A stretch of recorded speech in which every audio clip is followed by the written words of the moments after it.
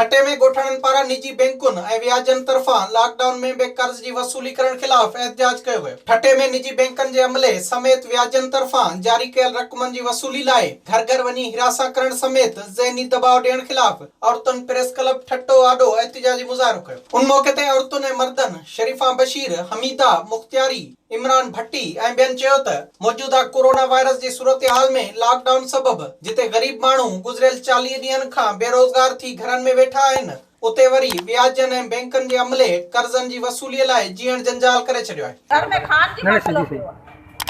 असीं किश्त किथां ॾियूं? बच्चा बेरोज़गार वेठा आहिनि।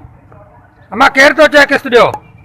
अच्छा लॉकडाउन लॻो पियो आहे, ना असां वटि जीअण जा पैसा आहिनि, ना असां वटि पीअण जा, कारोबार सभु टोटल बंदि थी वियल आहे। सर को एतिरो निज़ाम न आहे जेतिरो असीं करे सघूं। असां वटि प्राय महिरबानी करे हिननि खे सम्झायो, असांखे टाइम ॾिजो 5-4 महीननि या 5 महीननि जो। एतिरी बदतमीज़ी लेडीज़ का करे पियो अची हिते वेठो आहे, आया थी करे असांजे घरनि ते वेठो आहे। विज़िट कयो अवामी आवाज़ मीडिया ग्रुप जी वेबसाइट awamiawaz.pk